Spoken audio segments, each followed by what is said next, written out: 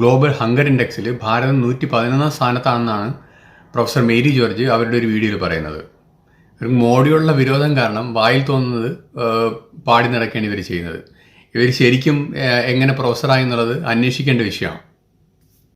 UN അല്ല ഈ index ഇറക്കിയിരിക്കുന്നത്. Concern world wide എന്ന് പറയുന്നൊരു സംഘടനയാണ് ഈ ഇൻഡെക്സ് പുറത്തിറക്കിയിരിക്കുന്നത്. ഞാൻ അവരുടെ അഡ്രസ്സ് നോക്കിയപ്പോൾ ഈ സംഘടന UK രജിസ്റ്റർ ചെയ്തിരിക്കുന്നത്. UK ഒരു ഡൂക്ലി സംഘടനയാണ് ഈ ഇൻഡെക്സ് ഇറക്കിയിരിക്കുന്നത്. ഇനി ഈ ഇൻഡെക്സ് നോക്കാം. പട്ടിണി കൊണ്ട് ഗതികെട്ട് കിടക്കുന്ന ശ്രീലങ്ക ഭാരതത്തിൻ്റെ മുകളിൽ 60ാം സ്ഥാനത്താണ്. ശ്രീലങ്കയ്ക്ക് അരി വാങ്ങിക്കാൻ ഇന്ത്യയാണ് പണം കൊടുക്കുന്നത്. ആ ശ്രീലങ്ക 60ാം സ്ഥാനത്താണ്. വേറിൻ ഭാരതം 111ാം സ്ഥാനത്താണ്.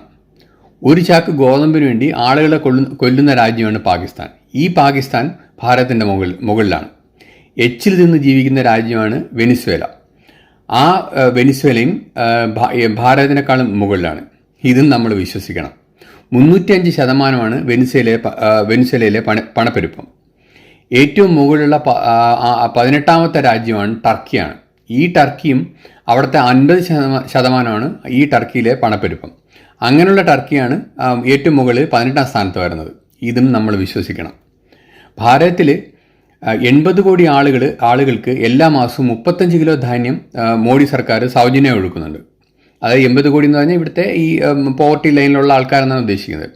അപ്പോൾ എങ്ങനെയാണ് ഭാരതത്തിൽ പട്ടിണി ഉണ്ടാകുന്നത്? FCI ഗോഡൗണിൽ, നമ്മുടെ ഭാരതത്തിൻ്റെ FCI ഗോഡൗണിൽ നമുക്ക് ഭാരതത്തിന് ആവശ്യമുള്ളതിൻ്റെ 4 ഇരട്ടി ധാന്യം സ്റ്റോക്കുണ്ട്. അതിൽ നിന്നാണ് ഈ സൗജന്യമായിട്ട് ഇപ്പോൾ ഈ പ്രധാനമന്ത്രി ഫുഡ് സെക്യൂരിറ്റി യോജന വഴിയിട്ട് ഇപ്പോൾ ഈ ധാന്യം കൊടുക്കുന്നത്. അപ്പോൾ ഇത്രയും ധാന്യം നമ്മുടെ സ്റ്റോക്കുള്ള നമ്മൾ ഭാരതത്തിൽ ജനങ്ങൾ എന്തിനാണ് പട്ടിണി കിടക്കുന്നത്? ഇത് ആർക്കാണ് ഇത് വിശ്വസിക്കാൻ കഴിയുന്നത്? ഇന്ന് ഭാരതത്തിൽ ആവശ്യമുള്ളതിൽ വളരെയധികം കൂടുതൽ ധാന്യം നമ്മൾ ഉൽപ്പാദിപ്പിക്കുന്നുണ്ട്. അപ്പോൾ ഭാരതത്തിൽ ജനങ്ങൾ പട്ടിണി കിടക്കുന്നു എന്ന് പറയുന്നതിൽ യാതൊരു സാമാന്യ ബുദ്ധിയില്ല. ഈ സൈറ്റിലെ വിവരങ്ങൾക്ക് യാതൊരു ആധികാരികതയില്ല. ഇവർ വെറുതെ ആ സൈറ്റ് നോക്കിയാൽ നമുക്ക് മനസ്സിലാവും, വെറുതെ പണം പിരിക്കാൻ വേണ്ടിയിട്ടാണ് ഇവർ ഈ സംഘടന ഈ ഒരു ഇൻഡെക്സ് പുറത്തിറക്കിയിരിക്കുന്നത്. പിന്നെ അത് പൊക്കി നടക്കാൻ വേണ്ടി മേരി ജോർജും അതുപോലുള്ള ബാക്കി കമ്മ്യൂണിസ്റ്റുകാരും ജിഹാദികളും ഇങ്ങനെ ഉത്സാഹം കാണിച്ച് നടക്കുകയാണ്.